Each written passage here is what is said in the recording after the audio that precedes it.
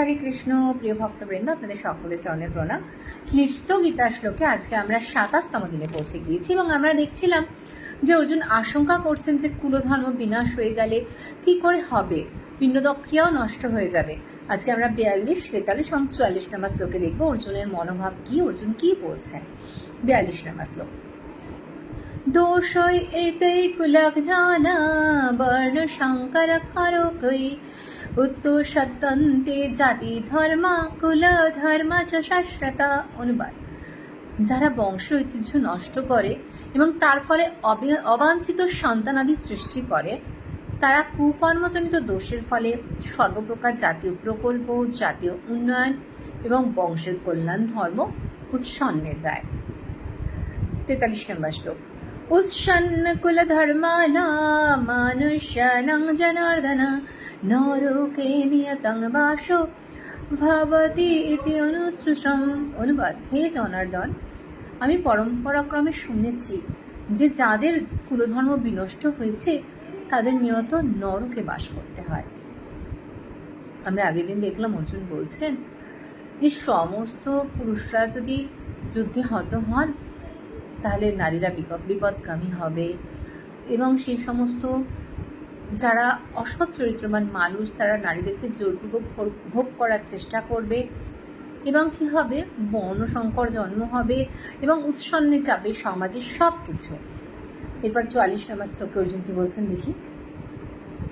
অহবত মহৎ পাপম কর্তুম ব্যবসিত বয়ম যত রাজ্য সুখ লোভেন হন্তুং শচনম মুদ্যতা।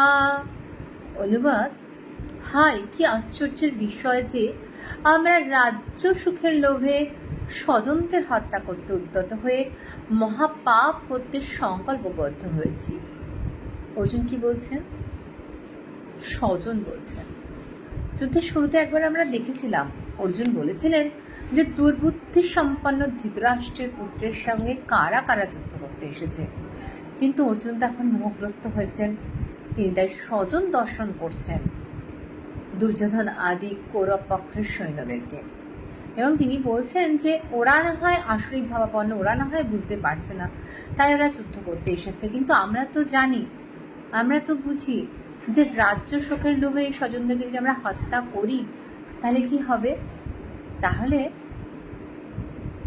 সমগ্র কুলটা উৎসন্নে যাবে। আমরা দেখতে পাচ্ছি আজকে চারপাশে আমরা দেখতে পাচ্ছি যে আধুনিকতার নামে আজকালকার সন্তানেরা তার পিতৃ শ্রাদ্ধটা ঠিক মতন করছেন না, তর্পণ আদি করছেন না। কিন্তু এই তর্পণের আগের দিন আমি বলছিলাম যে পিতৃলোকে আমাদের যে পূর্বপুরুষেরা রয়েছেন সেটা একটা বাফার স্টেজ, সেখান থেকে তারা পুণ্য অনুযায়ী স্বর্গলোক বা পাতাল লোক প্রাপ্ত হবেন এবং যারা এই পিতৃলোকে রয়েছেন তারা কিন্তু তাদের পুণ্য অনুযায়ী ফল লাভ করবেন এবং দীর্ঘদিন তারা পিতৃলোকে অবস্থানও করেন। আবার এই পৃথিবীতে জন্মের আগেও আত্মা পিতৃলোকে অবস্থান করে এবং তারা কিন্তু তার উত্তরপুরুষের দিকে তাকিয়ে থাকে তাদের তর্পণের সেই বিষ্ণুপ্রসাদ আর সেই গঙ্গা জলের দিকে, যেটা দিয়ে একবার তর্পণের ফলে সারা বছর তারা পিতৃলোকে জল আর অন্ন পায়।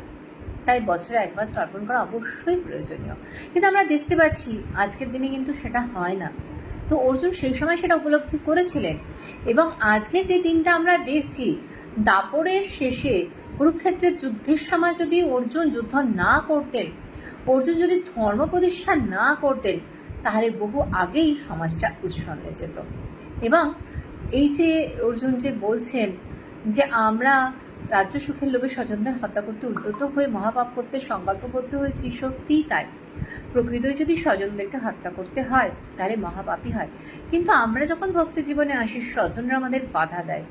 তাই প্রহ্লাদ মহারাজ বলেছেন স্বজনাক্ষ দস্যু, স্বজনরা হলো দস্যু, সেই দস্যু যারা আমাদের ভজনার পথে বাধা দেয়। এখানে অর্জুন মোহগ্রস্ত হয়ে ধর্মের পথের জন্য, যে ধর্ম স্থাপনের জন্য যে যুদ্ধ, সেই যুদ্ধটাকে সরে আসতে চাইছেন। তাই আমরা যদি অর্জুনের পদাঙ্ক অনুসরণ করি তাহলে পুরোটাই করব। অর্থাৎ আমরা যখন ভাববো যে স্বজনের জন্য, আমরা আত্মীয় স্বজনের জন্য আমরা ভক্তি জীবন পালন করব না, তখন কিন্তু আমরা এটাও দেখবো অর্জুন শুরুতে যুদ্ধ করতে না চাইলেও ভগবদ্গীতার জ্ঞানের আলোক পাওয়ার পর তিনি কিন্তু যুদ্ধ করেছিলেন। সঙ্গে থাকুন, আমরা দেখব এর পরবর্তী শ্লোকে শ্রীকৃষ্ণকে অর্জুন কি বলছেন। হরে কৃষ্ণ, হরি বল, দণ্ডবত প্রণাম।